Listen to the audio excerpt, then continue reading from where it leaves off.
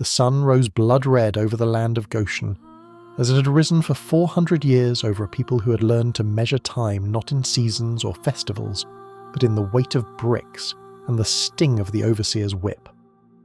In the northeastern delta of Egypt, where the Nile split into fingers of life-giving water before emptying into the Great Sea, the descendants of Abraham lived and laboured and waited for a promise that seemed to have been swallowed by the desert sands. They had come to this land as honoured guests, 70 souls following a young vizier named Joseph who had saved Egypt from famine. Now they numbered in the hundreds of thousands, and their blessing had become their curse. In a modest home of mud brick and bundled reeds, in the Hebrew settlement that sprawled in the shadow of Egyptian grandeur, a young girl stirred from sleep before the dawn. She was perhaps 6 years old, with dark eyes that held a gravity unusual for her age, and her name was Miriam, a name drawn from the Hebrew root for bitterness, as if her parents had known from her first breath that she would taste the full measure of her people's sorrow. The air inside the small dwelling hung thick with the heat of bodies pressed close together, the shallow breathing of her younger brother Aaron, and something else that the girl had learned to recognize in recent months, the sharp, acrid scent of fear. Her mother Jochebed was already awake. Miriam could see her silhouette against the pale light seeping through the doorway, a woman whose beauty had not been erased by years of grinding labour, whose hands were roughened by work, but whose spirit remained unbroken. Jochebed was a daughter of Levi, married to Amram, himself a grandson of the patriarch who had given his name to one of Israel's 12 tribes. In better times, this lineage might have meant something, honour perhaps, or at least the quiet dignity of a storied heritage. But in Goshen, in the year that would later be reckoned as the beginning of deliverance, it meant only that the family carried within their blood the memory of promises that God had made to their fathers, promises that grew harder to believe with each passing generation. The story of Israel's descent into bondage had unfolded gradually, like a slow-moving poison working its way through the veins of a nation. Joseph, the dreamer who had risen from a pit to a throne, had died. A new dynasty had arisen in Egypt. Scholars would later debate whether it was the Hyksos expulsion or the rise of the 18th dynasty, and this new pharaoh looked upon the thriving Hebrew population with eyes unclouded by gratitude or historical memory. "Behold," he had declared to his advisors, "the people of the children of Israel are more and mightier than we." The mathematics of anxiety had taken hold of the Egyptian court. What if these foreigners multiplied further? What if they allied with Egypt's enemies? What if they rose up and seized what the native Egyptians had built? And so the oppression had begun, not all at once, but in stages, each new restriction normalized before the next was imposed. First came the labour gangs, conscripted to build the treasure cities of Pithom and Ramesses, monuments to Pharaoh's glory rising from the sweat and blood of Abraham's children. Hebrew men hauled stones under the merciless sun while taskmasters stood over them with whips, their quotas calculated to break the body without quite killing it. The work was designed not merely to produce buildings, but to produce despair, to crush the spirit of a people whose very vitality had become a threat to the throne. But the Hebrews did not break. Against all expectation, against every cruel calculation of their oppressors, they continued to multiply. The more the Egyptians afflicted them, the more they grew, spreading across Goshen like water finding its level, irrepressible and uncontainable. Their women gave birth with a strength that bewildered the Egyptians. Their children survived and thrived despite conditions designed to destroy them. And in the palace, Pharaoh watched with mounting alarm as his policies of suppression produced the very outcome they were meant to prevent. It was then that the king turned from oppression to genocide. Miriam was old enough to remember when the whispers first reached their neighbourhood, passed from house to house in the grey hours before dawn when the taskmasters had not yet emerged from their quarters. Pharaoh had summoned the Hebrew midwives, 2 women named Shiphrah and Puah, who served the Hebrew community across Goshen, and had given them an order that defied every sacred tradition of their craft. "When you serve as midwife to the Hebrew women," he commanded, "watch them on the birth stool. If the child is a son, kill him. If it is a daughter, she may live." The midwives had refused. When called to account for the continued survival of Hebrew boys, They had offered Pharaoh an excuse that was equal parts courage and cunning. The Hebrew women were not like Egyptian women. They were vigorous, giving birth before the midwives could even arrive. Whether Pharaoh believed them, or simply recognized the practical impossibility of enforcing his decree through 2 women, the killing order had failed. But the failure only intensified his resolve. The second decree came like a thunderclap, and this time there would be no hiding behind excuses or bureaucratic delays. Pharaoh commanded all his people, not just officials, not just soldiers, but every Egyptian citizen, to participate in the slaughter. Every son born to the Hebrews was to be cast into the Nile. The great river that gave Egypt its life would become a grave for Israel's future. The waters that sustained a civilization would run red with the blood of infants. Miriam understood death. In a community pressed beneath the heel of bondage, children learned early that life was fragile and frequently stolen. She had seen the bodies of men broken by labour, had watched families keen over sons who had died from exhaustion or beatings. But this was different. This was not the incidental cruelty of slavery, but the calculated extermination of a generation. Every baby boy born in Goshen now carried a death sentence written into his first breath. In the months that followed the decree, Miriam watched her mother with the attentiveness of a child who senses that the adults around her are holding something back.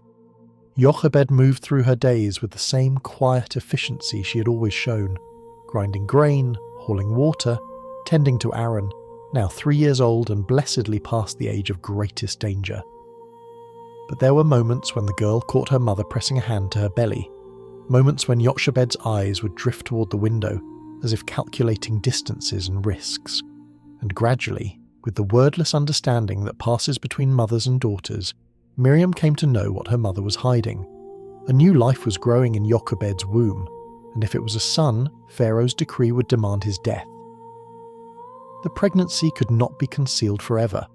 Among the Hebrews, where families lived in close quarters and women laboured alongside one another, such secrets had a way of becoming open knowledge.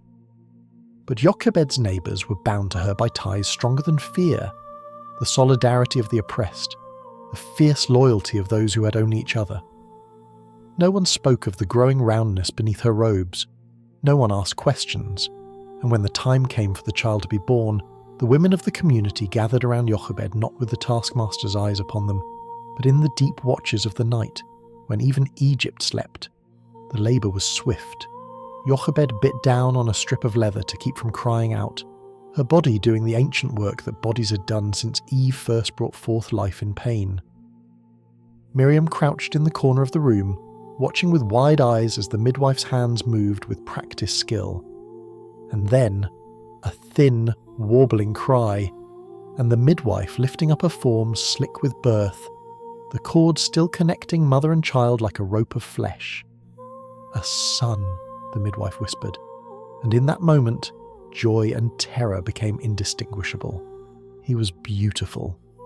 Even in the dim lamplight, even in that first moment of his existence, something about the child seemed to glow with an inner radiance.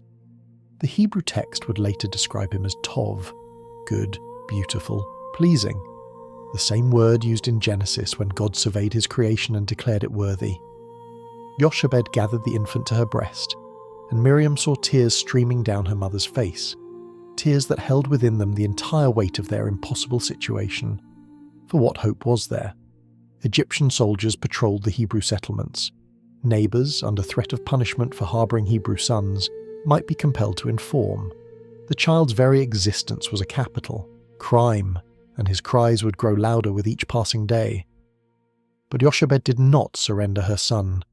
In an act of faith that defied every rational calculation, she chose to hide him, to buy whatever time she could through silence and secrecy, and the fierce protective instincts of a mother who would not yield her child to the river. The first day passed, then another. Weeks became a month, and the month became 2, and still the infant remained hidden, his cries muffled against his mother's breast, his existence known only to those who would die before betraying it. Miriam became her mother's constant shadow in those weeks. Too young to work in the labour gangs, old enough to understand the stakes, the girl appointed herself as a second set of eyes and ears for the household. She learned to read the rhythms of the settlement. When the taskmasters passed, when neighbours might visit, when an unexpected silence in the infant's cries might draw dangerous attention. She learned to distract Aaron with games when the baby needed to nurse. She learned the geography of fear, mapping it onto the familiar streets of her childhood, until every shadow held potential danger and every approaching footstep might herald disaster. 3 months passed, and the child grew. His lungs strengthened. His cries became impossible to contain within the thin walls of their home. Jochebed would press him to her breast, desperate to quiet him. But there were moments, terrible moments, when his wailing seemed to fill the entire world, when discovery felt not just likely but inevitable. The family lived on the knife's edge between miracle and catastrophe. It was during one of those sleepless nights, with her husband Amram sitting in silent despair and the baby fussing despite every effort to soothe him, that Jochebed made the decision that would alter the course of history. She could not keep hiding him. She could not watch soldiers drag him from her arms to throw him into the Nile.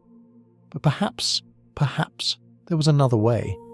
If the river was to be his fate, then she would give him to the river on her own terms, not as a sacrifice to Pharaoh's cruelty, but as an offering to the God of her fathers, the God who had made promises that he had not yet fulfilled, the God who surely had not brought this child into the world only to let him drown. Miriam watched her mother gather papyrus reeds in the grey light before dawn. She watched her weave them into a small vessel, her fingers working with desperate precision. She watched her father heat the bitumen and pitch that would seal the basket against the water's intrusion, his jaw set in the particular way of men who cannot speak their grief aloud. And slowly, with the terrible clarity of a child who understands too much, Miriam realised what her parents were preparing. The basket taking shape beneath her mother's hands was not a cradle. It was an ark. The same word, tiva, that the Torah would use for Noah's vessel, container of salvation floating upon waters of judgment. On the night before they would commit the child to the Nile, Miriam lay awake beside her mother, listening to the soft sounds of her baby brother nursing in the darkness. Jochebed had not wept since making her decision. There was a strange peace upon her, the calm of one who has surrendered everything to forces beyond her control. But Miriam wept. She wept silently, the tears running down her cheeks and soaking into the rough fabric beneath her head, her small body shaking with sobs she dared not voice. She had protected this child for 3 months. She had loved him with the uncomplicated ferocity of a sister's devotion. And now her mother was going to put him in a basket and let the river carry him away, and there was nothing that Miriam could do to stop it. Except. The thought came to her unbidden, rising from some deep place where hope refused to die. She could not stop her mother. She could not save her brother by herself, but she could watch. She could follow the basket along the riverbank hidden among the reeds and see what became of it. She could bear witness to whatever end awaited him, so that if he lived, someone would know, and if he died, at least he would not die alone and forgotten. It was not much. It was almost nothing. But it was what a 6-year-old girl could offer, and as the stars wheeled overhead toward another blood-red dawn, Miriam made her silent vow. She would go to the river, she would watch, and whatever happened next, she would be there. The fate of a nation was about to rest on the shoulders of a child who had nothing to offer but her presence and her stubborn, impossible hope. The morning mist rose from the Nile like the breath of some ancient god, curling and twisting above waters that had flowed through this land since before memory began. The Egyptians called it Hapi, the river deity, source of all fertility and blessing, the artery through which life itself pulsed into the black soil of the delta. They worshipped it with festivals and offerings, believing that its annual floods were gifts from the divine realm, evidence of cosmic favour upon the land of the pharaohs. But on this morning, in the grey half-light before the sun crested the eastern hills, the river held no blessing for the small procession that made its way through the reeds toward its banks. For Jochebed, daughter of Levi, the Nile was not a god to be worshipped, but a grave to be defied. She carried the basket in her arms as one might carry a sleeping child, which in truth was precisely what it contained. The infant had nursed in the darkness before dawn, his belly full of his mother's milk, and now he slept with the profound peace of the very young, unaware that his life hung suspended between two impossible outcomes. The vessel that cradled him was small, no longer than a man's forearm and elbow to fingertip, woven tight from papyrus reeds that Jochebed had gathered herself from the river's edge. She had sealed it with bitumen and pitch, the same waterproofing materials that Egyptian shipwrights used on their great barges, working the dark substance into every gap and seam until she was certain as faith allowed, that no water would seep through to touch her son. Miriam followed several paces behind, her small feet finding the path through the marsh grass that she'd memorized over weeks of preparation. She had not told her mother that she intended to stay and watch. Some instinct warned her that Jochebed might forbid it, might insist that the girl return home where it was safe, where she would not have to witness whatever fate awaited the basket once it was released into the current. But Miriam had made her vow in the darkness, and she would not break it. Her brother would not float alone into the unknown. Someone would watch. Someone would remember. The spot Jochebed had chosen was not random. In the weeks since she had conceived her desperate plan, she had studied the river with the intensity of a general surveying a battlefield. She had noted where the current ran swift and where it pooled in gentle eddies. She had observed which sections of the bank were frequented by fishermen or washerwomen and which lay quiet and undisturbed. And she had learned, through careful listening, through the gossip that passed between Hebrew servants who worked in Egyptian households, that the daughter of Pharaoh himself came to bathe in a particular bend of the river, a place where the reeds grew thick and the water ran clean and cool. It was to this place that Jochebed now came, her heart pounding so violently that she feared the sound might wake her sleeping child. The reeds here stood taller than a man, their feathered heads nodding in the slight breeze that came off the water. Lotus flowers floated on the surface near the bank, their white petals just beginning to open toward the coming sun. It was beautiful, achingly beautiful, and the beauty felt like a cruel joke, that such a place of peace and loveliness should be the site of such desperate surrender. She knelt at the water's edge, the mud cold against her knees, and for a long moment she simply held the basket against her chest, her lips moving in silent prayer. What words does a mother speak when she's about to release her child into the hands of the Almighty? What petitions are adequate to the enormity of such a moment? The Torah does not record Jochebed's prayer, but surely it echoed the prayers of every mother who has ever committed her children to forces beyond her control.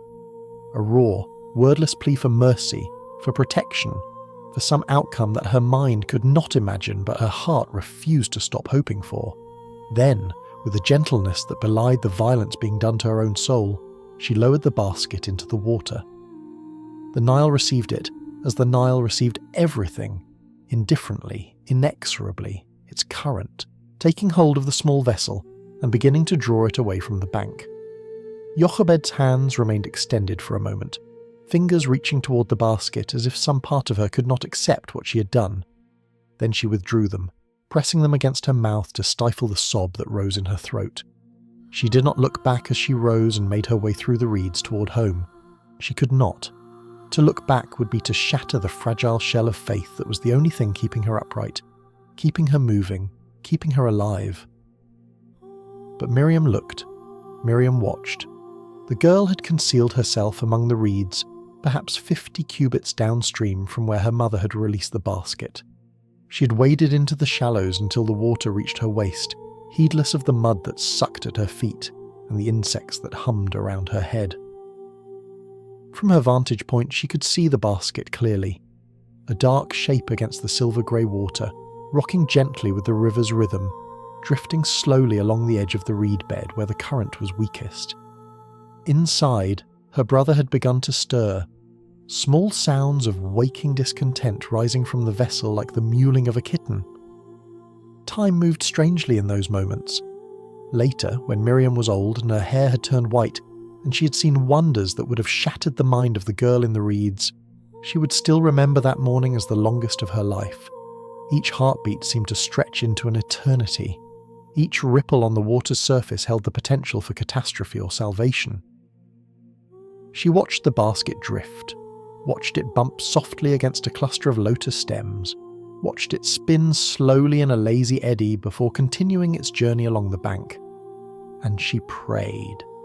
Not in words, for she was too young to have learned the formal prayers of her people, but in the inarticulate longing of a child's heart reaching toward a God she had been taught to trust but had never truly met. The sun rose higher. The mist began to burn away. And then Miriam heard voices. They came from upstream, carrying across the water with the clarity that still air provides. Female voices speaking Egyptian, punctuated by laughter and the soft splashing of feet entering the shallows. The girl pressed herself deeper into the reeds, her heart hammering against her ribs, her eyes fixed on the point where the riverbank curved and the source of the voices would soon appear. She knew, with a certainty that felt like prophecy, that whatever happened next would determine not only her brother's fate, but something far larger, something she could sense but not name. The princess emerged from behind the screen of vegetation like a figure from a dream.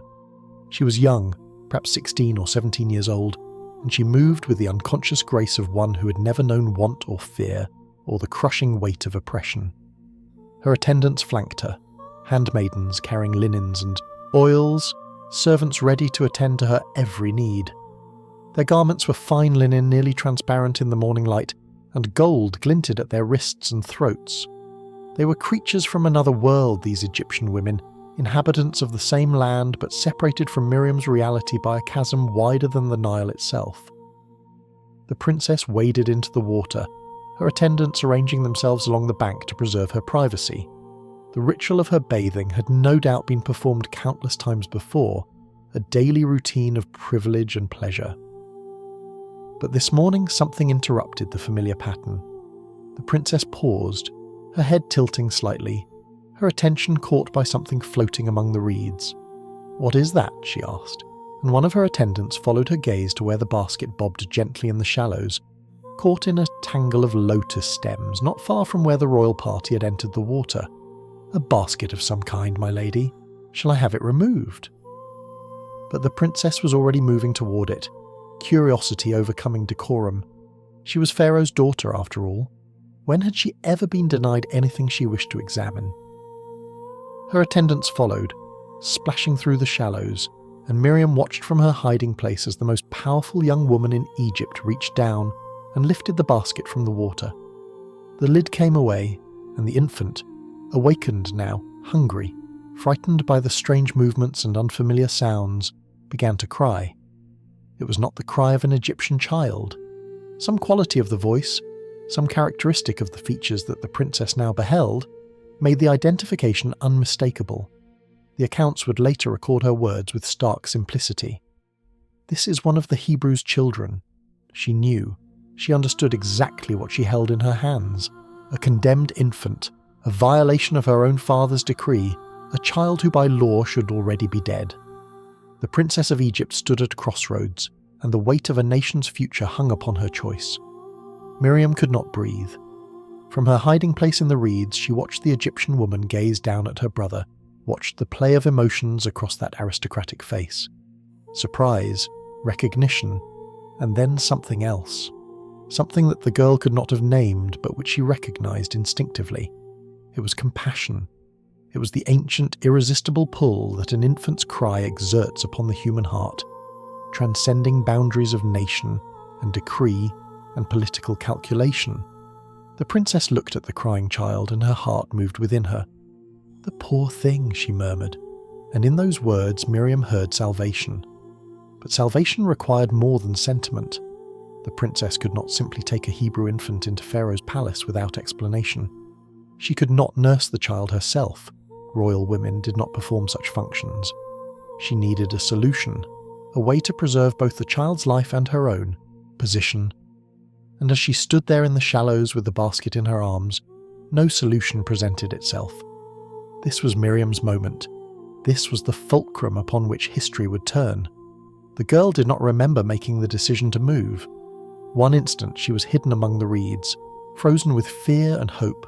The next she was stepping forward into the open, water streaming from her rough garment, her bare feet finding purchase on the muddy riverbed.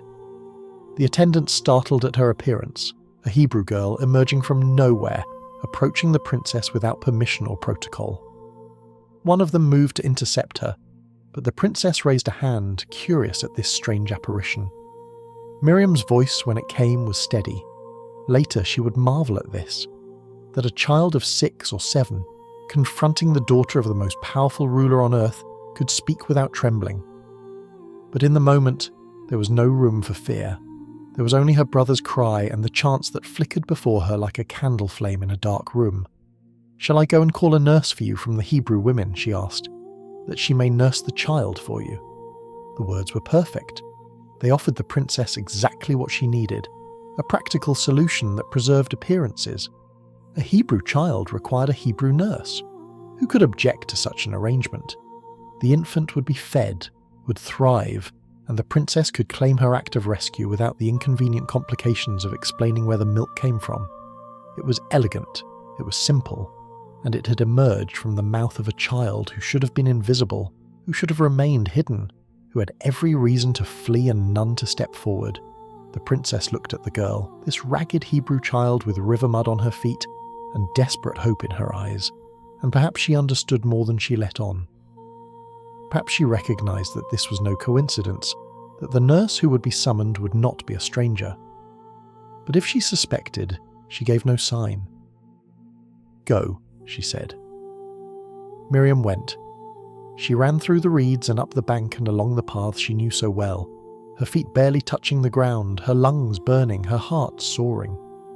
She ran past the houses of her neighbours, past the places where Hebrew men were already gathering for another day of forced labour, past all the familiar landmarks of her oppressed existence. And when she burst through the door of her home and found her mother sitting in the darkness with her face buried in her hands, the words tumbled out of her in a breathless rush. "Mother, come. The princess, she found him. She wants a nurse. Come now, come quickly." Jochebed's face, when she raised it, held an expression that Miriam would never forget. It was the face of a woman who had surrendered everything to God and now found it being handed back to her.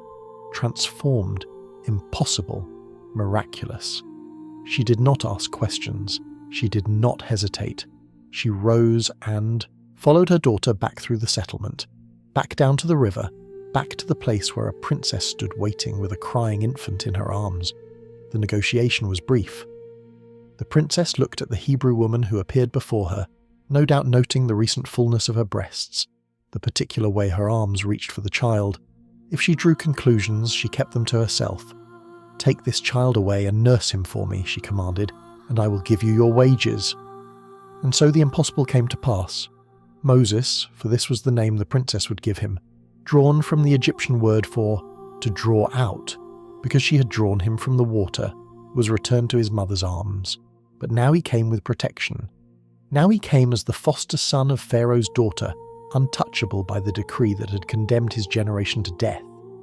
Jochebed would nurse her own child in her own home, would teach him the stories of his fathers and the promises of his God, would pour into his earliest years the identity and faith that would sustain him through everything that lay ahead. And she would be paid from the royal treasury to do it, wages for the privilege of raising her own son. The divine irony of this arrangement would not have been lost on those who witnessed it. Pharaoh had commanded that Hebrew sons be thrown into the Nile. The Nile had delivered one Hebrew son into Pharaoh's own household. The king who had decreed death had unknowingly provided life. The river that was meant to be a grave had become a passage to the palace. God had not merely preserved the child, he had positioned him for a destiny that no one standing on that riverbank could have imagined. As mother and daughter made their way home, the baby now safe in Jochebed's arms, Miriam walked in silence. She was too young to fully comprehend what had happened, too young to grasp the theological significance of the morning's events, but she understood enough. She understood that her brother was alive.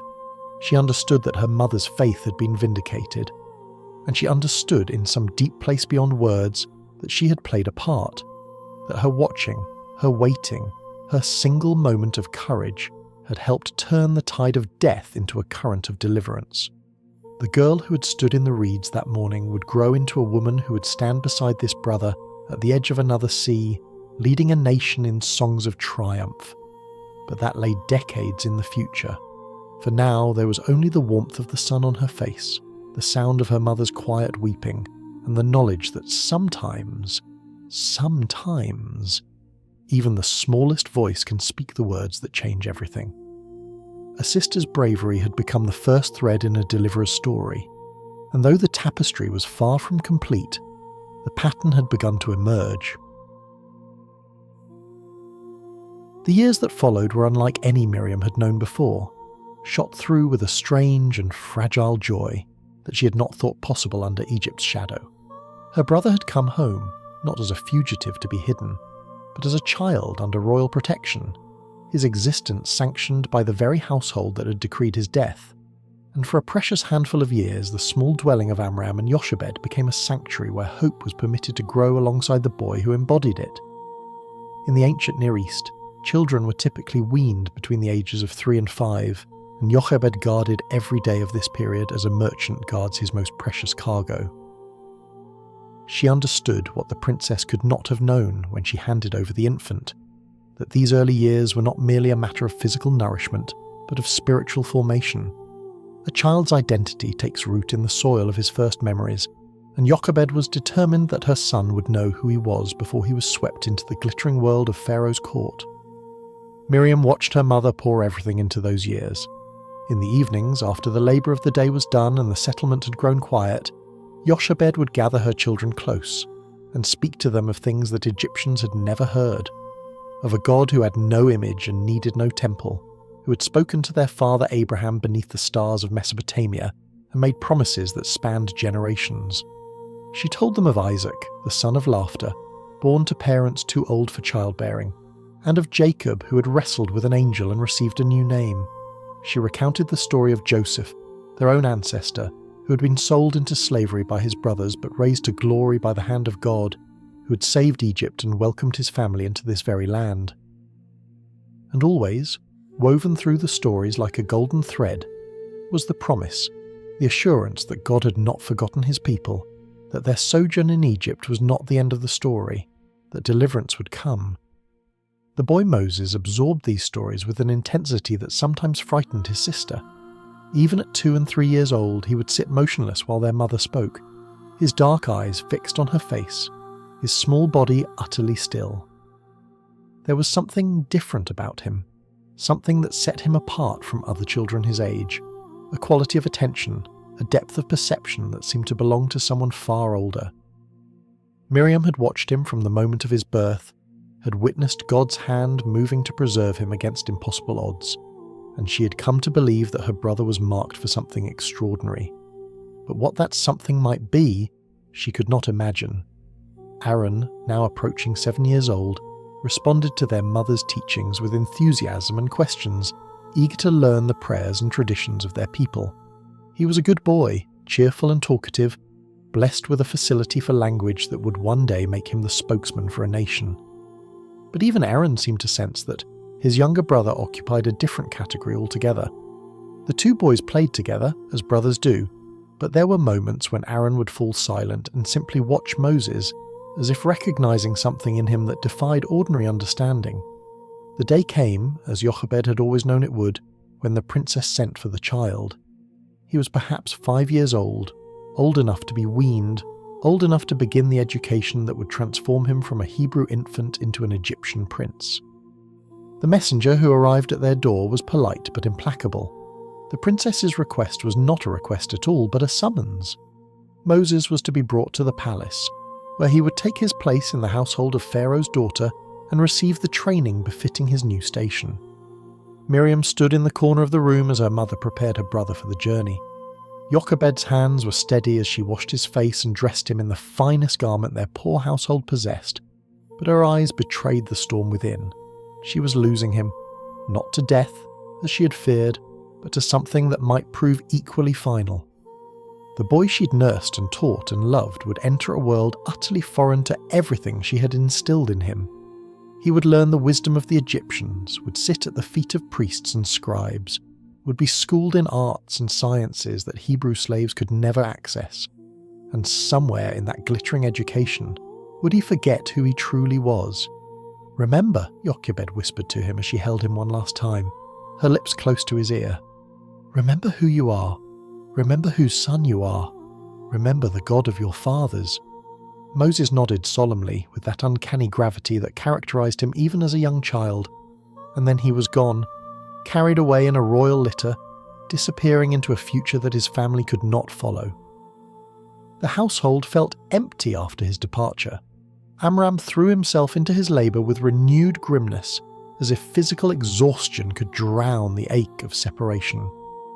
Jochebed moved through her days with quiet dignity, never complaining, but Miriam saw how her mother's eyes would drift toward the road that led to the distant palace, how her hands would sometimes pause in their work as if reaching for a child who was no longer there. Aaron asked questions constantly. When would Moses come back? Would he become a great lord? Would he remember them? And no one had answers that satisfied. For Miriam, now approaching her teenage years, the loss of her brother catalyzed a transformation that had been building since that morning at the river. She had been given a sacred trust. She had watched over Moses when he was most vulnerable, had spoken the words that saved his life, and though he was now beyond her protection, she could not simply set aside the sense of purpose that had awakened in her. If she could not watch over Moses, she would watch over her people. If she could not protect one child, she would serve the community of children, the nation of Israel that groaned under Egypt's lash. The years of her young womanhood were years of quiet growth, largely unrecorded but no less significant for their obscurity.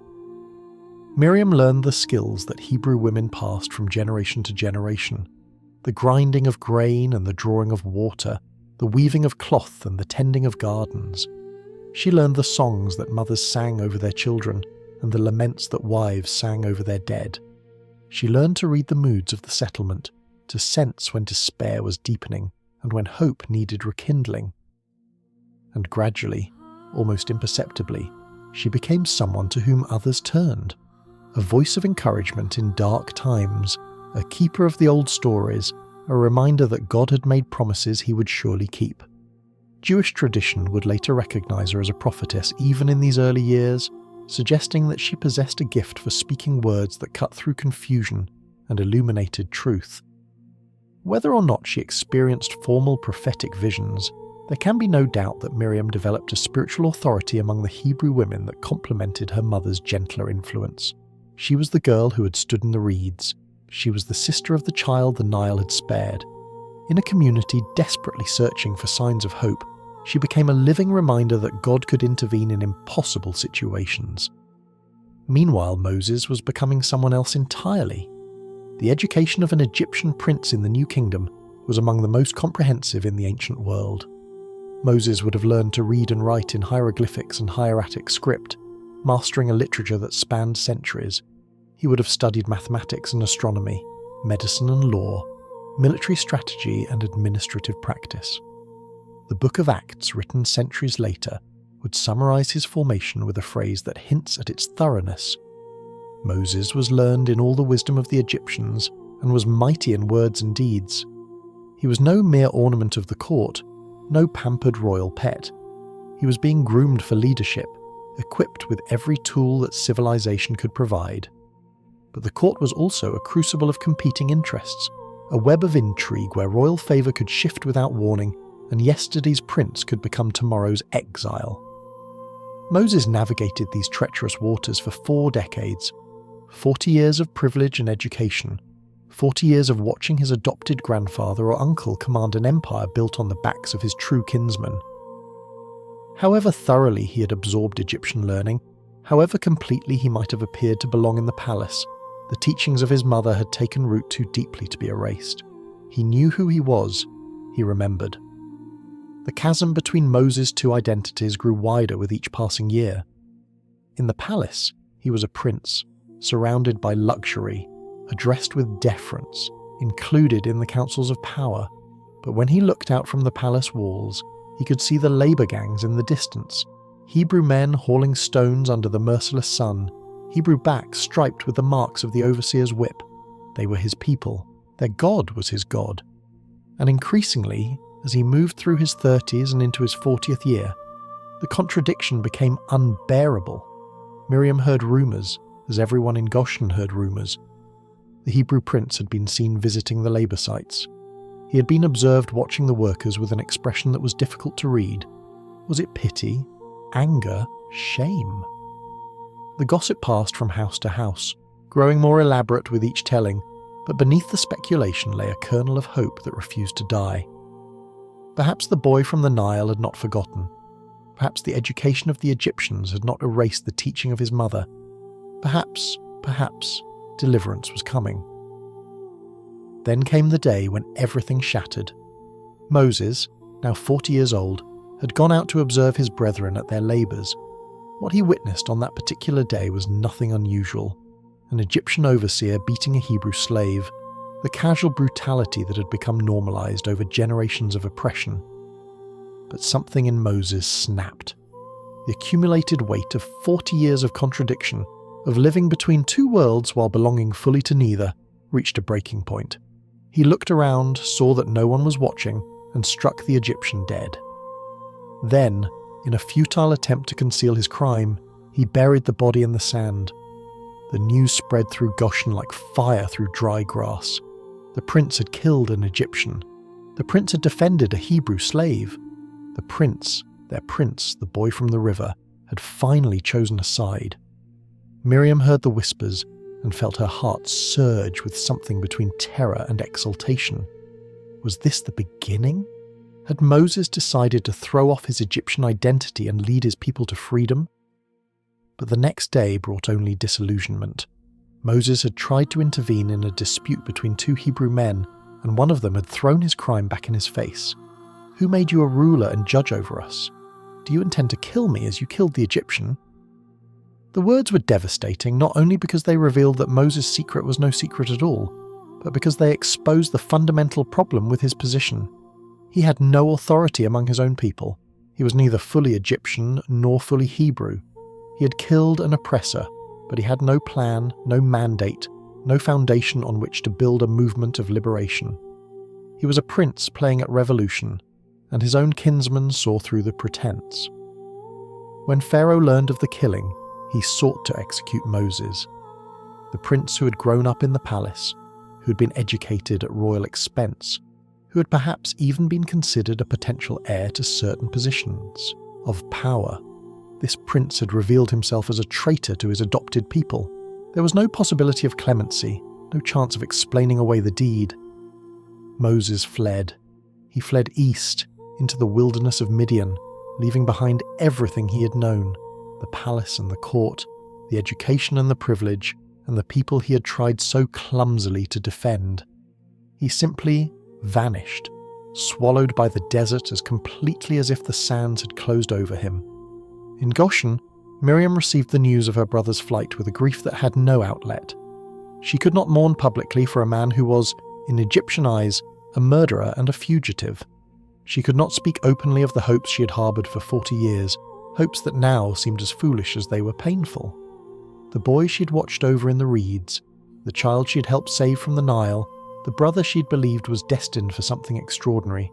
He was gone, perhaps dead in the wilderness, perhaps living among strangers in some distant land, but certainly irretrievably, impossibly gone. The seasons turned, and the years accumulated like sediment in a riverbed. One decade passed, then another, then another. Miriam grew from a young woman into a mature one, her hair showing the first streaks of grey, her face marked by the lines that time and her sorrow etch into every human countenance. Her mother Jochebed died, and then her father Amram, and Miriam stood at their graves knowing that they had gone to their rest without seeing the deliverance they had hoped for. The oppression continued unabated.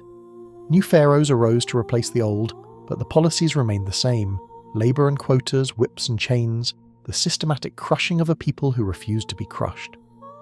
40 years Moses remained in the wilderness of Midian. 40 years of silence, of absence, of what must have seemed like abandonment. Miriam was now approaching 90 years old, an age that would have been extraordinary, even in that era of longer lifespans. She had spent her entire adult life serving her community, keeping alive the flame of faith, speaking words of hope when hope seemed absurd. But in her private moments, in the watches of the night when sleep would not come, she must have wondered whether she had been wrong all along. Perhaps the morning at the river had been mere coincidence. Perhaps her brother had been nothing special after all. Just another life disrupted by the cruel machinery of the empire. Just another story that ended in disappointment. And yet she continued. She continued to tell the old stories. She continued to remind her people of the promises God had made to their fathers. She continued to believe, against all evidence, that the God who had preserved a baby in a basket of reeds had not forgotten his people. What Miriam did not know, could not have known, was that far away in the wilderness, tending sheep on the slopes of a mountain called Horeb, her brother was about to encounter a bush that burned without being consumed. The years of preparation were almost complete. The deliverer was about to return. But that morning, as she rose to face another day of waiting, Miriam knew only what she had always known, that faith means holding on when letting go would be so much easier, and that sometimes the darkest hour comes just before an unimaginable dawn. The groaning of Israel had become a sound so constant that most had ceased to hear it. It rose from the brick pits and the construction sites, from the quarries where men hauled stones until their bodies broke, from the cramped dwellings where women wept over sons who would not return from the labour gangs. 4 centuries of bondage had produced a particular kind of suffering, not the sharp agony of sudden catastrophe, but the dull, grinding ache of oppression without end. Generations had been born into chains, had lived their entire lives under the overseer's whip, and had died without ever tasting freedom. The promises made to Abraham had become abstractions, stories told to children who grew into adults who told them to their own children, each generation a little less certain that the words meant anything at all. But God had not forgotten. The scriptures would record it with magnificent economy, and God heard their groaning, and God remembered his covenant with Abraham, with Isaac, and with Jacob. And God looked upon the children of Israel, and God acknowledged them. After 400 years of apparent silence, the Almighty turned his attention to the descendants of the patriarchs and set in motion events that would reshape the ancient world. The instrument he chose was an 80-year-old shepherd tending his father-in-law's flocks on the backside of a wilderness, a man who had once been a prince of Egypt, who had tried and failed to deliver his people through his own strength, and who had spent 4 decades learning the hardest lesson a leader can learn, that human ability, however great, is insufficient for divine purposes. Moses had changed in the wilderness. The impetuous prince who had struck down an Egyptian in a moment of righteous fury had been worn down and rebuilt by 40 years of solitude and simplicity. He had married a Midianite woman named Zipporah, the daughter of a priest called Jethro, and had fathered sons whose names reflected his sense of displacement, Gershom, meaning stranger there, because Moses had become a sojourner in a foreign land. The education of Egypt had not been erased, but it had been tempered by decades of humble labour, of leading sheep through trackless wastes, of sleeping under stars that cared nothing for human ambition. The man who emerged from this crucible was quieter than the prince had been, slower to speak, more aware of his own limitations. He had learned to wait. He had learned to listen. He had learned perhaps to trust something beyond himself. The burning bush appeared to him on Mount Horeb, the mountain of God, in a location so remote that only a shepherd following wandering flocks would ever have found it. A thorn bush blazed with fire but was not consumed, an impossibility that arrested Moses' attention and drew him closer to investigate. And from the midst of that fire a voice spoke, "Moses! Moses!" The shepherd, suddenly aware that he stood on holy ground, removed his sandals and hid his face, trembling before a presence that transcended anything he had encountered in the temples of Egypt. "I am the God of your father," the voice declared, "the God of Abraham, the God of Isaac, and the God of Jacob." The deity who spoke was not one of the countless gods of Egypt, not a local spirit or a tribal patron, but the God who had made covenants with Moses' ancestors, the God whose promises had sustained Israel through centuries of waiting. And now, at last, he was ready to act. "I have surely seen the oppression of my people who are in Egypt, and have heard their cry because of their taskmasters, for I know their sorrows. So I have come down to deliver them out of the hand of the Egyptians." The words must have struck Moses like a physical blow. Deliverance. After all these years, after all the suffering, after his own failed attempt and subsequent flight, deliverance was coming. But the next words transformed everything.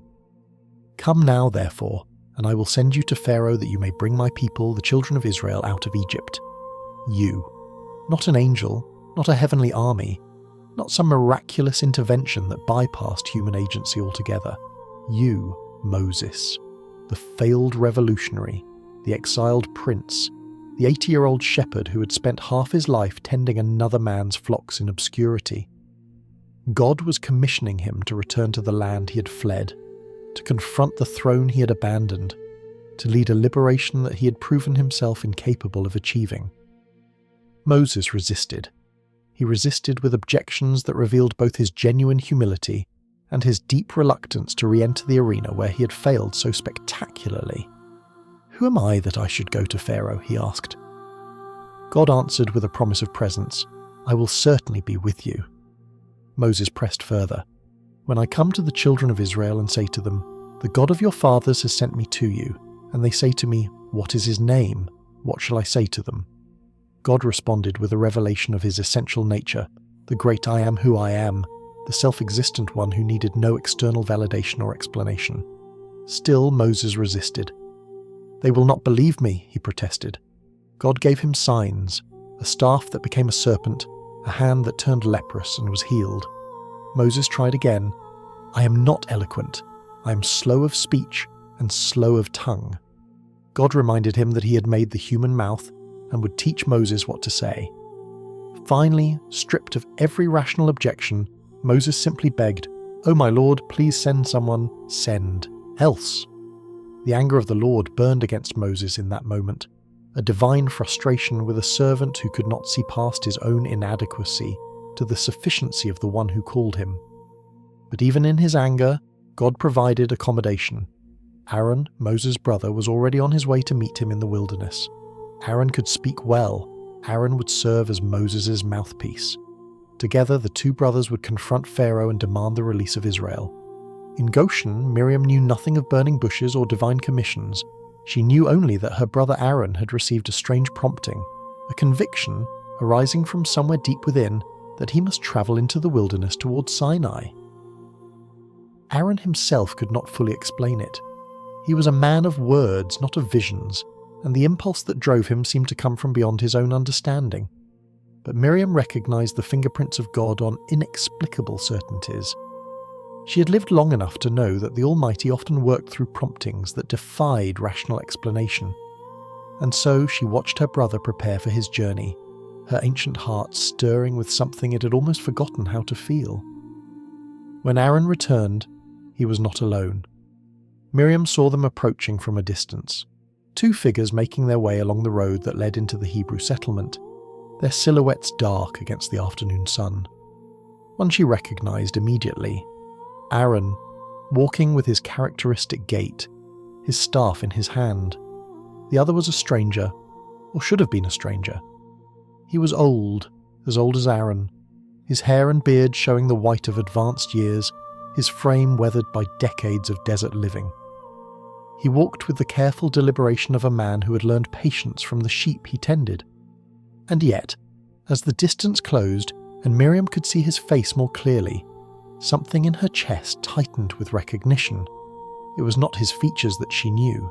Those had been transformed by 40 years of sun and wind and the slow erosion of time. It was something else, something in the way he carried himself, something in the set of his jaw and the depth of his eyes. She had watched over this man when he was an infant floating in a basket of reeds. She had spoken the words that saved his life. She had loved him with a sister's fierce devotion through all the years of separation and silence and apparent loss. Moses had come home. The reunion that followed defies easy description. How does one capture the collision of 8 decades of history in a single embrace? Aaron had already shared with Moses everything that had happened in Egypt during his absence. The continuation of the oppression, the deaths of their parents, the slow grinding down of a people who had never stopped hoping for deliverance. And Moses, in turn, had recounted the burning bush, the divine commission, the promises and the signs and the terrifying weight of the calling that had been placed upon his shoulders. But Miriam had heard none of this yet. She knew only that her brother stood before her, alive, returned from the oblivion that had swallowed him 4 decades earlier. Miriam. His voice was rougher than she remembered, scraped raw by years of desert air. But the way he spoke her name carried echoes of the boy she'd known. She reached up to touch his face, her fingers tracing the lines that time had carved, and for a long moment neither of them spoke. Words seemed inadequate to bridge the chasm of years. Then Moses began to tell her what had happened on the mountain. As Miriam listened, she felt the ground shifting beneath her feet, not physically, but in some deeper sense, as if the foundations of reality itself were being rearranged. God had spoken, God had commissioned, God was about to act. The promises that she had kept alive through decades of doubt and disappointment were not empty after all. The boy she had saved from the river had become the man who would lead his people out of bondage. Everything she had believed, everything she had hoped, everything she had clung to when clinging seemed like foolishness. It was all true. It was all coming to pass. But Miriam was old enough to know that divine promises do not unfold without struggle. The God who had preserved Moses in a basket had also allowed him to fail spectacularly in his first attempt at deliverance. The path from commission to completion would not be straight or easy, and indeed, the initial confrontation with Pharaoh produced results that seemed to mock the very notion of liberation. Moses and Aaron went to the Egyptian court as God had commanded, presenting themselves before the throne with words that must have sounded like madness to royal ears. "Thus says the Lord God of Israel, let my people go, that they may hold a feast to me in the wilderness." Pharaoh's response was contemptuous. "Who is the Lord that I should obey his voice to let Israel go? I do not know the Lord, nor will I let Israel go."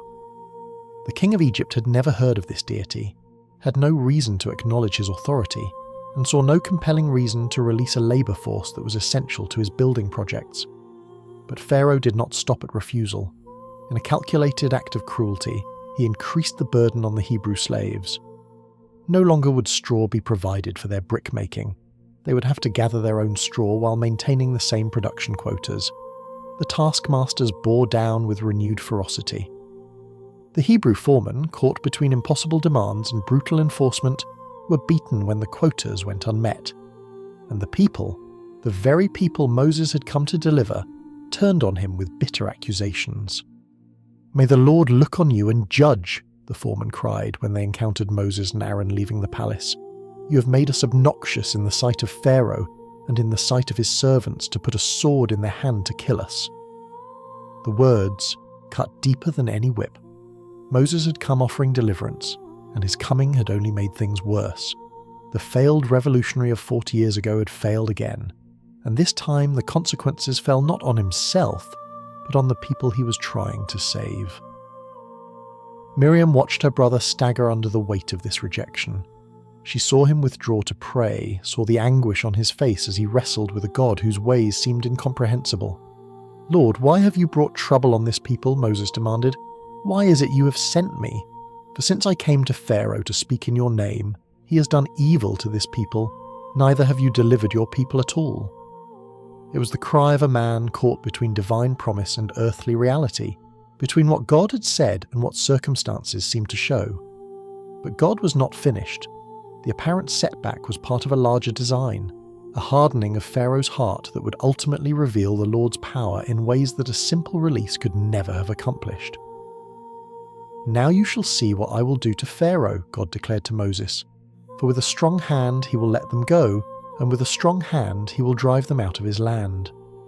The deliverance would come not through negotiation or diplomacy, but through a demonstration of divine power that would shatter the Egyptian pantheon and liberate Israel in a manner that no one could attribute to human cunning or military might. In the cramped dwelling where she'd spent so many years waiting, Miriam absorbed the news of each development with a prophet's discernment. She understood what many of her neighbours could not grasp, that God's timing was not human timing, that apparent defeats could be preludes to unimaginable victories, that the story was not over simply because the first chapter had been difficult. She had waited 40 years for her brother to return. She could wait a little longer for the deliverance to unfold, and as the days passed and the confrontation with Pharaoh deepened, Miriam began to sense something stirring in the air itself, a change in the spiritual atmosphere, a gathering of forces beyond the visible world. The winds of deliverance were beginning to blow. The God who had spoken from a burning bush was about to speak to all of Egypt in a language that no one could ignore. The river child had returned as God's chosen instrument, and though the path ahead would be marked by wonders and terrors beyond anything Israel had ever witnessed, the first and hardest step had been taken. Moses was home, the deliverer had arrived, and nothing, not Pharaoh's cruelty, not the people's doubt, not the apparent failure of the initial confrontation, would stop what God had set in motion. What followed was unlike anything the ancient world had ever witnessed, a systematic dismantling of Egyptian power and Egyptian religion that would echo through history for millennia. The plagues came not as random catastrophes, but as targeted strikes against the very gods that Egypt worshipped, a theological confrontation waged through natural and supernatural devastation. And through it all, Miriam watched and waited and prepared, sensing that each new horror brought her people one step closer to the freedom they had dreamed of for 400 years. The Nile turned to blood first, that sacred river, worshipped as the god Hapi, source of all Egypt's abundance, transformed into a reeking channel of death. Fish rotted along its banks. The water became undrinkable. The river that had been meant to swallow Hebrew infants now disgorged corruption across the land that had decreed their deaths. Miriam remembered standing in those waters as a child, watching a basket drift among the reeds, and she understood the divine poetry of this first plague. The Nile had not destroyed Israel. Now it would begin the destruction of Israel's oppressors. Then came the frogs, erupting from the bloody waters in numbers beyond counting, swarming into houses and bedchambers, into oafting troughs and ovens, a plague that targeted Heket, the frog-headed goddess of fertility and childbirth. The Egyptians, who had tried to prevent Hebrew children from being born, now found the symbol of their birth goddess transformed into an inescapable pestilence. Pharaoh begged Moses to pray for relief and promised to release the people. But when the frogs died and were heaped into stinking piles across the land, the king's heart hardened once more. The gnats rose from the dust of the earth, and even Pharaoh's magicians, who had managed crude imitations of the first two plagues, confessed their impotence. "This is the finger of God," they told their master. But Pharaoh would not listen. Swarms of flies followed, thick clouds of biting insects that darkened the sky over Egyptian homes while leaving Goshen untouched. With this fourth plague, God began to make a distinction between his people and their oppressors, a separation that would grow more pronounced as the judgments intensified. Miriam gathered the women of the settlement and spoke to them of what she was witnessing.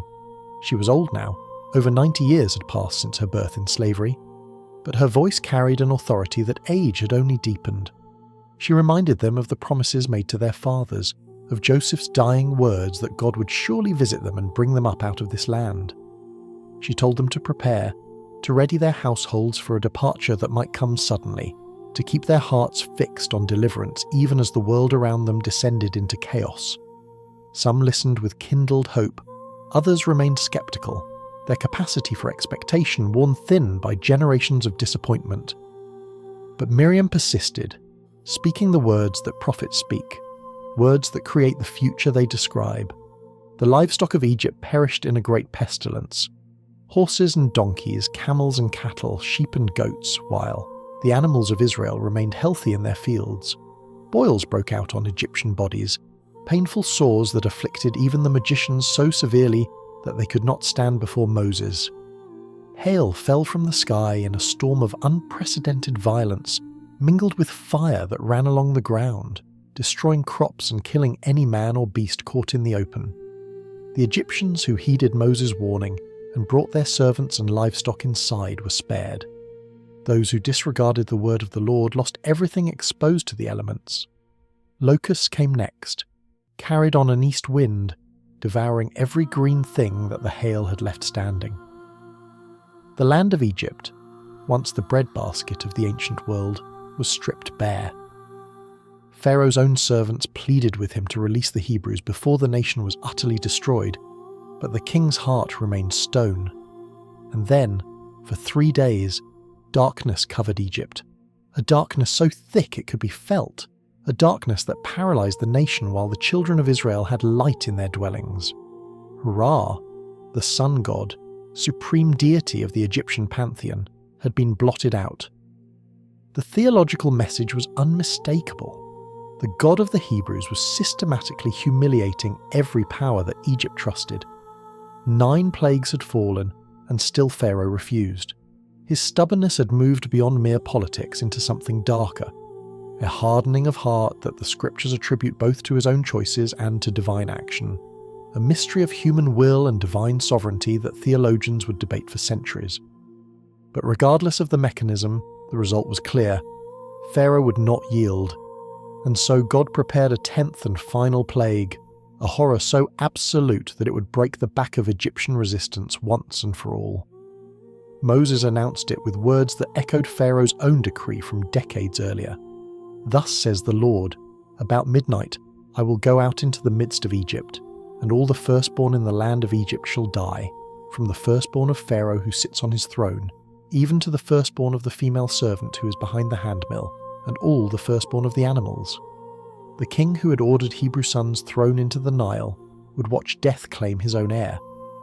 The nation that had built its prosperity on the labour of Hebrew slaves would pay with the lives of its firstborn children. But for Israel, there would be protection, purchased not by their own merit but by the blood of a lamb.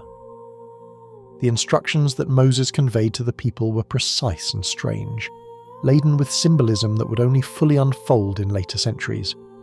Each household was to select a lamb on the 10th day of the month, keep it until the 14th day, and then slaughter it at twilight.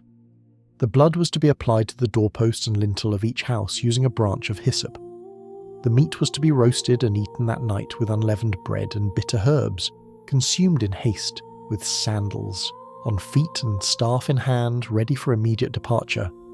It was a meal of urgency, a feast of preparation, a ritual that would be repeated every year thereafter as a memorial of what God was about to do. Miriam moved through the settlement in those final days before the plague, ensuring that every family understood the instructions, that no household would be left unprotected when the destroyer passed through the land.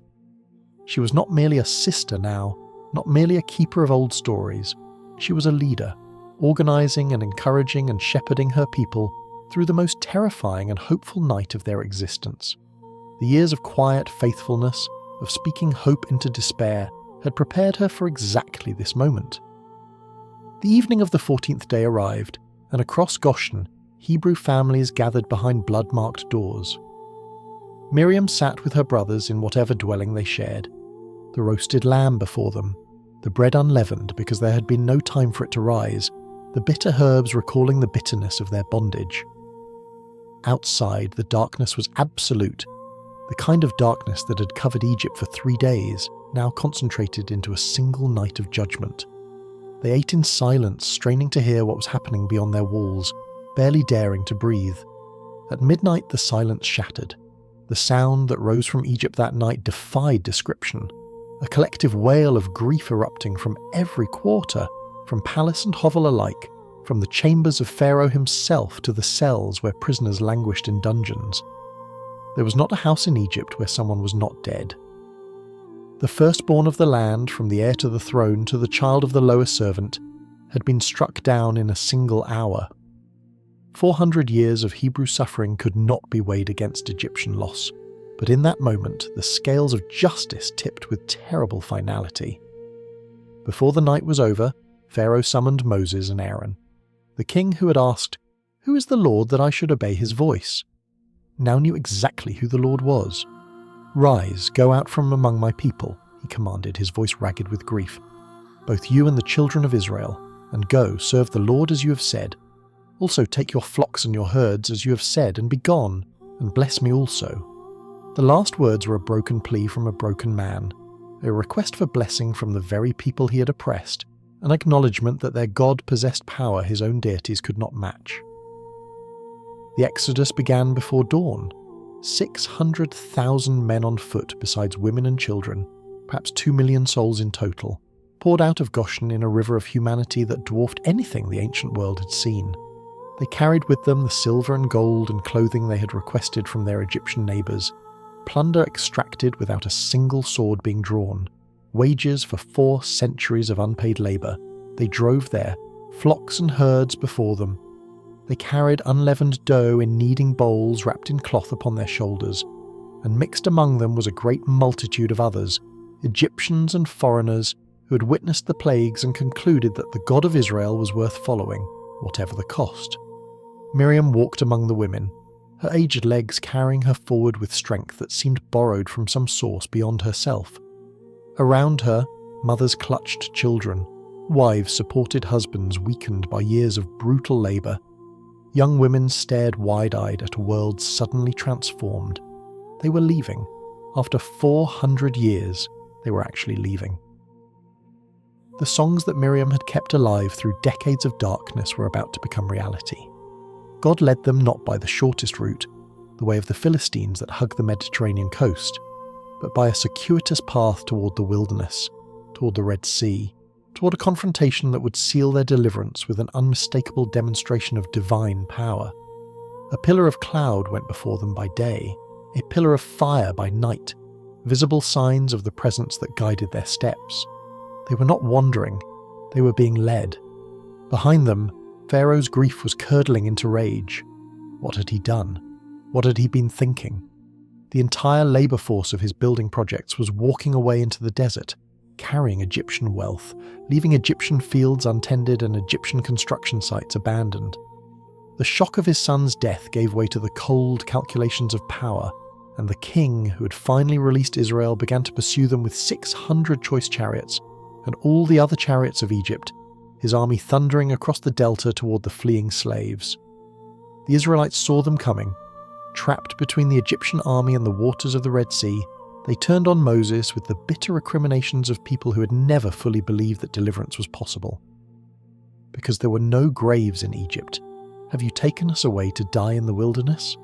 Why have you so dealt with us to bring us up out of Egypt? Did we not tell you in Egypt, saying, "Let us alone that we may serve the Egyptians"? For it would have been better for us to serve the Egyptians than that we should die in the wilderness. But Moses, the man who had once fled from Egypt in fear, now stood firm with a faith forged in 40 years of wilderness preparation and months of watching God humble the mightiest nation on earth.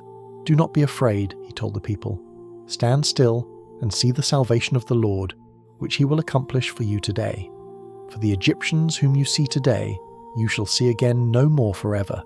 The Lord will fight for you, and you shall hold your peace."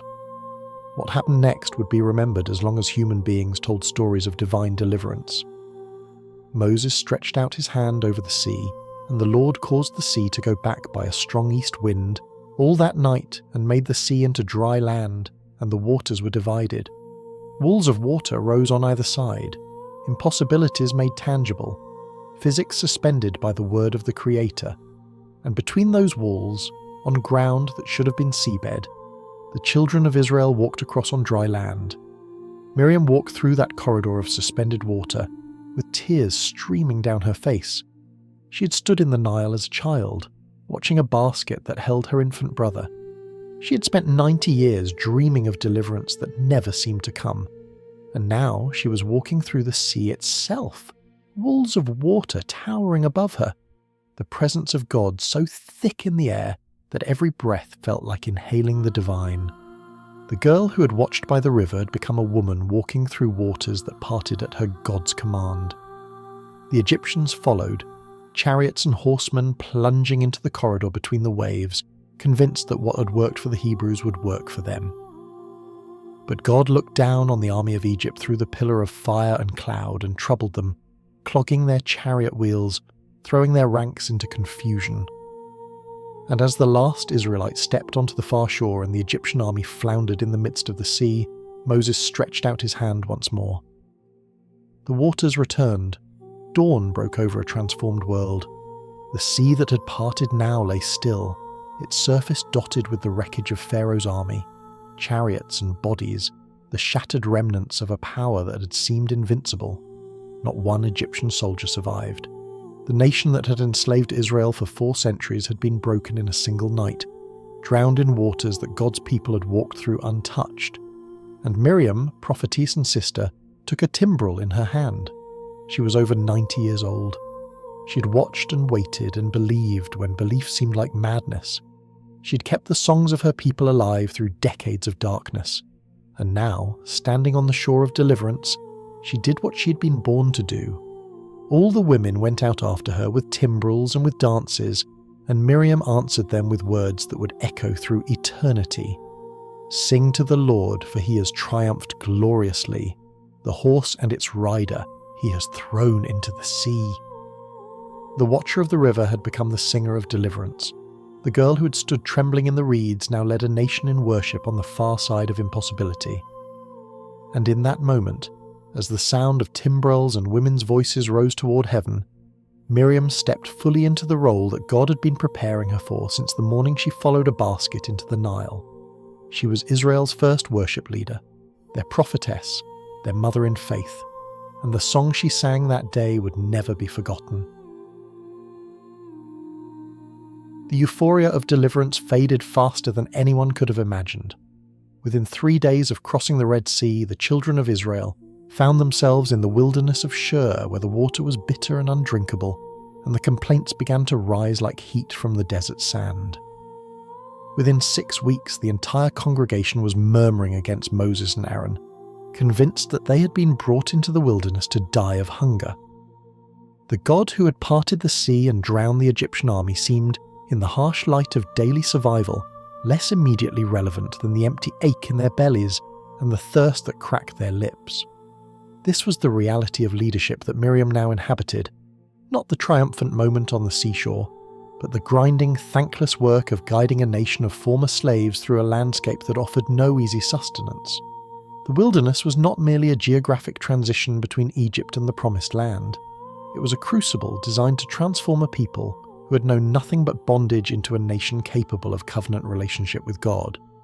And like all crucibles, it burned. Miriam's role in this period emerges from the biblical text more by implication than explicit description, yet its significance cannot be overstated. The prophet Micah, writing centuries later, would record God's own testimony. "For I brought you up from the land of Egypt, I redeemed you from the house of bondage, and I sent before you Moses, Aaron and Miriam, 3 leaders, named together by the Almighty himself, each essential to the journey that Israel was undertaking. Moses served as lawgiver and mediator, the one who ascended the mountain and returned with the words of God. Aaron functioned as high priest, the intercessor who stood between the people and their Creator, offering the sacrifices that maintained covenant relationship. And Miriam, the prophetess, the worship leader, the voice that had kept hope alive through the darkest decades, served as something harder to define but no less crucial. Jewish tradition would later elaborate on her contribution, developing the concept of Miriam's well, a miraculous source of water that followed the Israelites through their wilderness wanderings, provided by God in honor of her merit. While this tradition is not found in the biblical text itself, it reflects an ancient recognition that Miriam's presence sustained the people in ways that went beyond the visible. She was a mother to the nation, a keeper of their spiritual identity, a voice of encouragement when the journey seemed endless and the destination impossibly remote. The challenges of those wilderness years tested every leader and every follower. At Rephidim there was no water, and the people quarrelled so bitterly with Moses that he feared they would stone him. At Sinai, while Moses lingered on the mountain receiving the law, the people convinced Aaron to fashion a golden calf, an apostasy so grievous that it nearly resulted in the destruction of the entire nation. There were complaints about the manna that God provided daily, complaints about the lack of meat, complaints about the difficulty of the journey, and the apparent foolishness of leaving Egypt in the first place. "We remember the fish which we ate freely in Egypt," the people wailed. "The cucumbers, the melons, the leeks, the onions, and the garlic. But now our whole being is dried up. There is nothing at all except this manna before our eyes." They remembered the food of slavery and forgot the chains that had accompanied it. Through all of this, Miriam remained at her post. She was no longer young. The years of wandering added to an already advanced age, and the harsh conditions of the wilderness showed no respect for prophetic calling or historical significance. She walked the same dusty paths as everyone else, ate the same manna, drank from the same sources of water, endured the same burning days and cold nights. Whatever authority she possessed came not from comfort or privilege, but from decades of faithful presence, from being the one who had always been there, who had always believed, who had always spoken the words that reminded Israel of who they were and whose they were. But prophets are not immune to the frailties that afflict all human beings. Leaders who have served faithfully for decades can still stumble, and in the second year of the wilderness journey, at a place called Hazeroth, Miriam fell. The presenting issue was Moses' wife. The text states it with jarring abruptness. Then Miriam and Aaron spoke against Moses because of the Ethiopian woman whom he had married, for he had married an Ethiopian woman. The identity of this woman has puzzled commentators for centuries. Some believe it refers to Zipporah, Moses' Midianite wife, with Ethiopian or Cushite being used broadly for someone from the region south of Egypt. Others suggest that Zipporah had died and Moses had taken a second wife from among the mixed multitude that had joined the Exodus. Whatever the case, Miriam and Aaron found the marriage objectionable, whether on ethnic grounds or because they felt excluded from family decisions or for reasons the text does not reveal. But the marriage was not the real issue. The next verse exposes the deeper grievance. So they said, "Has the Lord indeed spoken only through Moses? Has he not spoken through us also?" This was the heart of the matter. This was what had been festering beneath the surface, perhaps for months or years, finally erupting into open challenge. Miriam was a prophetess. God had spoken through her. Aaron was the high priest. God had spoken through him as well. Why then should Moses occupy a position of singular authority?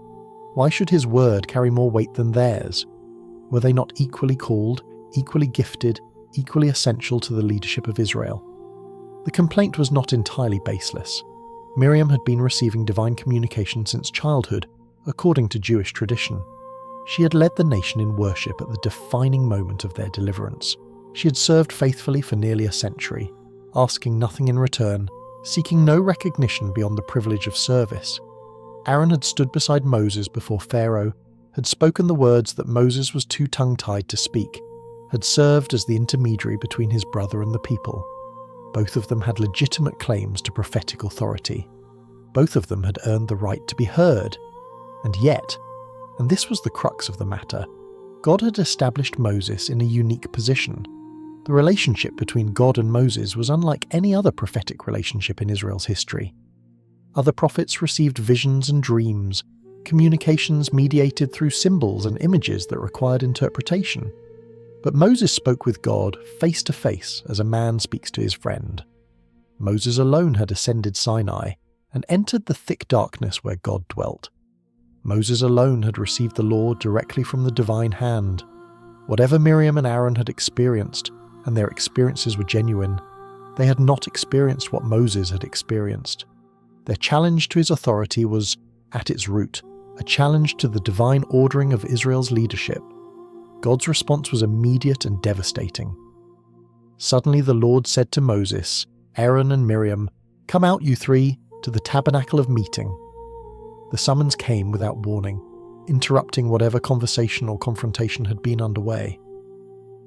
The three siblings walked to the tent of meeting, and the Lord came down in a pillar of cloud and stood in the door of the tabernacle. He called Aaron and Miriam forward, separating them from Moses, and spoke words that would echo through their memories for the rest of their lives. "Hear now my words. If there is a prophet among you, I, the Lord, make myself known to him in a vision. I speak to him in a dream. Not so with my servant Moses. He is faithful in all my house. I speak with him face to face, even plainly, and not in dark sayings, and he sees the form of the Lord. Why then were you not afraid to speak against my servant Moses?" The question hung in the air, unanswerable. Why had they not been afraid? Why had they allowed jealousy, or frustration, or wounded pride to override the reverence that God's clear favour upon Moses should have inspired? They had witnessed the plagues and the parting of the sea. They had seen Moses ascend Sinai in fire and cloud, and return with his face shining so brightly that he had to wear a veil. They had always known, that their brother occupied a category by himself, and yet they had spoken against him anyway. The anger of the Lord burned against them, and he departed. When the cloud lifted from above the tabernacle, Miriam stood, revealed in a condition that struck horror into the hearts of all who saw her. She was leprous, her skin white as snow, covered with the disease that rendered a person ceremonially unclean, cut off from the community, consigned to isolation and shame. Aaron, looking upon his sister, cried out in anguish to Moses, "O my Lord, please do not lay this sin on us, in which we have done foolishly and in which we have sinned. Please do not let her be as one dead, whose flesh is half consumed when he comes out of his mother's womb." It is worth pausing to notice who escaped the physical punishment. Aaron had participated fully in the complaint. Indeed, his name appears alongside Miriam's in the accusation. Yet he was not struck with leprosy. Some commentators suggest that Miriam was the instigator, the primary voice of the challenge, while Aaron had merely gone along. Others note that Aaron's role as high priest may have protected him, since a leprous priest could not serve in the tabernacle, and the entire sacrificial system would have been disrupted. Whatever the reason, Miriam bore the visible consequence of a sin that both siblings had committed. And here, in Moses' response, we see the character of the man whom Miriam had challenged. He did not gloat. He did not point out the justice of her punishment. He did not remind anyone that he had not sought his position of authority, that it had been thrust upon him against his protests at the burning bush. Instead, the man who had been accused of claiming too much authority used every bit of influence he possessed on behalf of his accuser. "Please heal her, O God, I pray." 5 words in Hebrew, the shortest intercessory prayer in Scripture, wrung from the heart of a brother who loved his sister despite her sin against him. Moses had interceded for the people after the golden calf, arguing with God for their survival. Now he interceded for Miriam, pleading for her restoration with the same desperate urgency. Whatever wound her words had inflicted upon him, it was nothing compared to the wound of watching her suffer. God heard the prayer, but he did not grant immediate restoration. If her father had but spit in her face, would she not be shamed 7 days? The reference was to a cultural practice of paternal discipline, a public humiliation that required a period of separation before the offender could be restored to normal community life. Miriam had sinned publicly. She would bear the consequences publicly. She was shut out of the camp for 7 days, isolated from the community she had served for so long, left to contemplate the grievousness of her offence and the mercy that had limited her punishment. What happened in the hearts of the people during those 7 days reveals more about Miriam's significance than any explicit statement could convey. The text records simply, "So Miriam was shut out of the camp 7 days, and the people did not journey till Miriam was brought in again. 2 million people, with all their flocks and herds and possessions, waited. They did not move forward. They did not leave her behind. The entire nation paused its journey toward the promised land because one woman, aged and disgraced and bearing the marks of divine discipline, needed time to be healed." This was not merely sentiment. In practical terms, the delay cost 7 days of travel, 7 days of consuming resources without progress, 7 days during which the generation that had left Egypt grew 7 days older and 7 days closer to the graves they would occupy in the wilderness. The people bore this cost willingly, eagerly perhaps, because Miriam was not merely a leader to them. She was the sister who had stood in the reeds. She was the prophetess who had led them in song. She was the mother of their faith, the voice that had kept hope alive through the darkest years, and they would not abandon her any more than they would abandon their own mothers. When the 7 days ended, Miriam was brought back into the camp. The leprosy was healed, the isolation was over, the consequences of her sin had been paid. She would live out the remainder of her years in the wilderness, serving alongside her brothers, never again recorded as challenging Moses' authority. The wound had been deep, but it had also been healing, a surgical intervention by a God who loved her too much to leave her in her sin, who disciplined those he cherished precisely because he cherished them. Even honoured leaders walk through valleys of correction, even prophets stumble and fall. But the measure of a life is not found in the absence of failure. It is found in the response to failure, in the willingness to accept rebuke and return to faithfulness. Miriam had fallen, but she had also been restored, and the journey continued. The years that followed Miriam's restoration were quiet years, at least as far as the biblical record reveals. Her name does not appear again in the narrative until the moment of her death, a silence that spans nearly 4 decades of wilderness wandering. But silence in Scripture is not the same as absence, and the woman who had served Israel since before the Exodus did not simply fade into irrelevance because her voice was no longer recorded. She continued. She persevered. She walked the long roads of the wilderness alongside her people, growing older with each passing year, watching a generation die and another rise to take its place. The wilderness years were years of death for the generation that had left Egypt. After the debacle at Kadesh Barnea, when the spies returned with a faithless report and the people refused to enter the Promised Land, God had pronounced judgment. Everyone 20 years old and above at the time of the Exodus would die in the wilderness, their carcasses falling in the desert they had preferred to the land of promise. Only Joshua and Caleb, the 2 spies who had urged faith over fear, would survive to cross the Jordan. For nearly 40 years the nation wandered in circles, burying their dead, waiting for the sentence to be fulfilled. Miriam watched them die, the men and women she had known since childhood, the families she had encouraged through the darkest years of slavery, the faces that had looked to her for hope when hope seemed impossible. One by one they fell. The wilderness became a vast cemetery, its sands receiving the bodies of those who had seen the plagues and the parting of the sea but had not believed enough to enter the land God had prepared for them. It was a slow apocalypse, a generation-long funeral procession, and Miriam walked through it all, her own death drawing nearer with each circuit of the sun. What sustained her through those years? The text does not say, but we can imagine. The same faith that had carried her through the decades before Moses' return, the stubborn, impossible belief that God's promises would not fail, must have burned within her still. She had seen too much to doubt now. She had watched water turn to blood and a sea split in 2. She had led a nation in worship on the shores of deliverance. Whatever questions the wilderness years raised, they could not erase the certainty of what she had witnessed. The Jewish sages would later teach that 3 great gifts sustained Israel during their wilderness wanderings, each one provided through the merit of one of the 3 siblings who led them.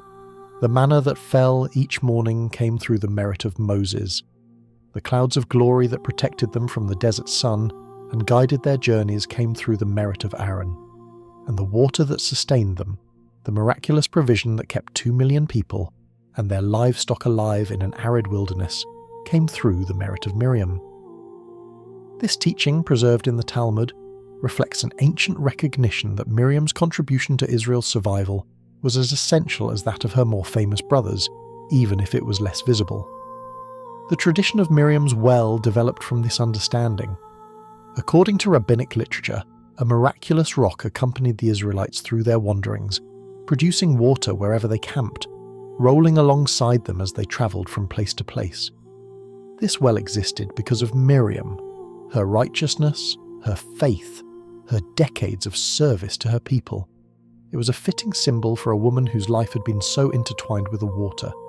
The Nile, where she had watched over her infant brother, the Red Sea, where she had led the women in worship, and now the life-giving streams that sustained a nation in the desert. The first month of the 40th year arrived, the final year of wandering, the threshold of the promise that had been deferred for so long. The new generation had grown to adulthood in the wilderness, hardened by the journey, shaped by the stories of their parents' failures and their God's faithfulness. They were camped at Kadesh, in the wilderness of Zin, poised at last to complete the journey that had begun with blood on doorposts and a midnight cry across Egypt. It was there, at Kadesh, that Miriam died. The text records it with characteristic brevity. Then the children of Israel, the whole congregation, came into the wilderness of Zin in the first month, and the people stayed in Kadesh, and Miriam died there and was buried there. No detailed account of her final days, no record of last words or deathbed blessings, no description of the illness or injury that claimed her.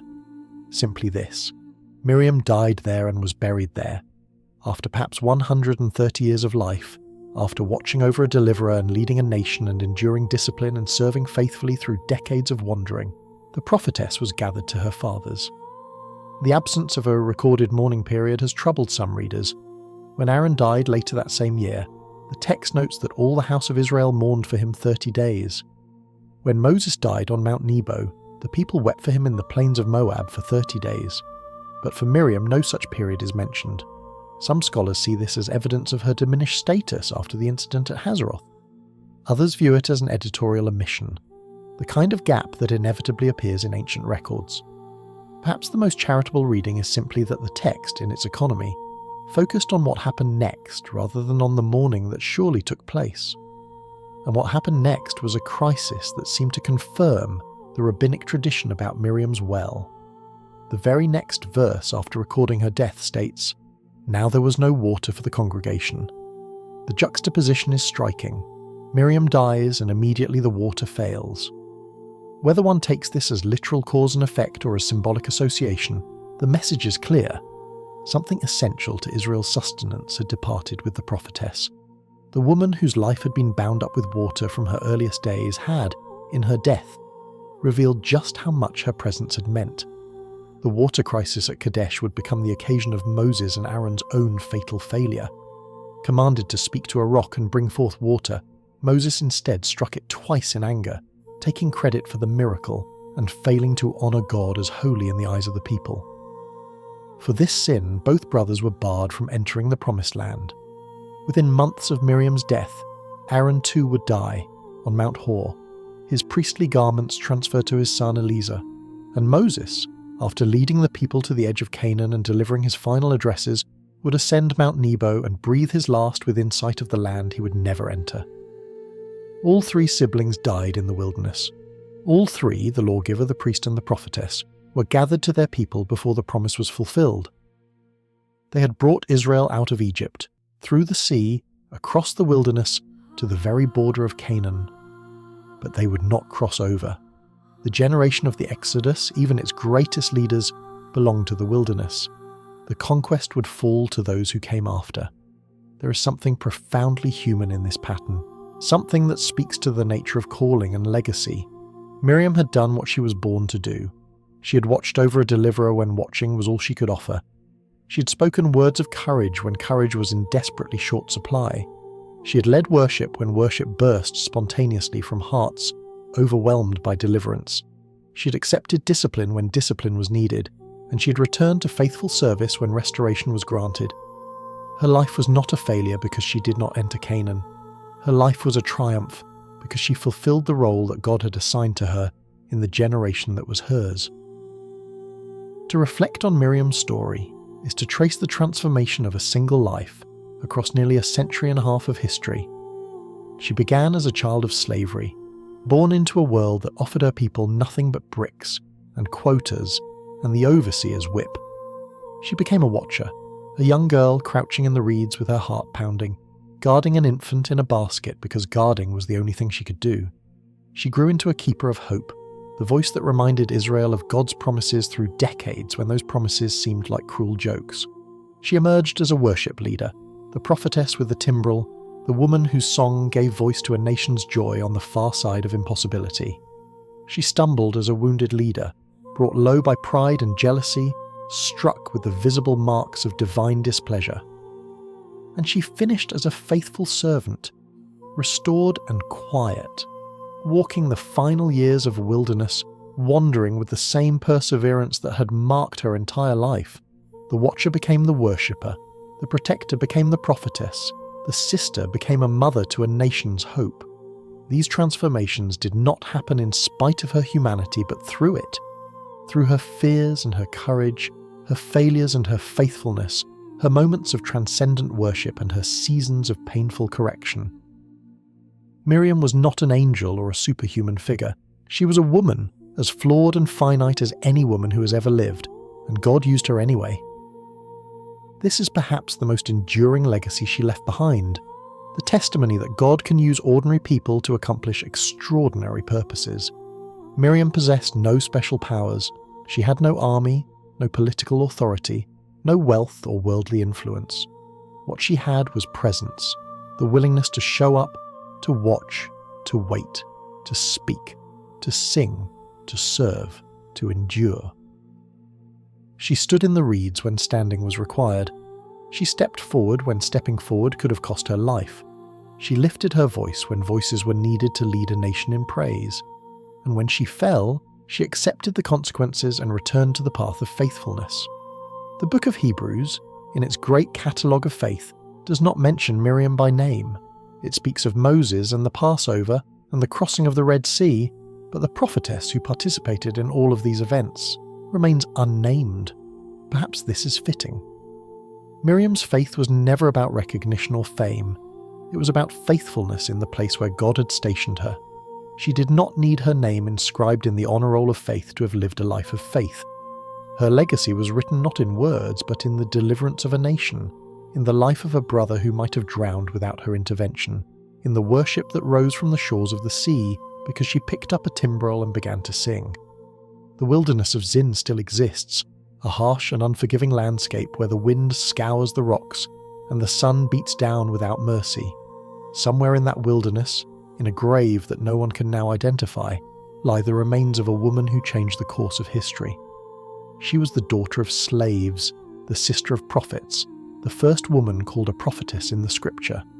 She lived through plagues and miracles, through decades of waiting and a moment of transcendent deliverance, through failure and restoration, and the long, slow march toward a promise she would not live to see fulfilled.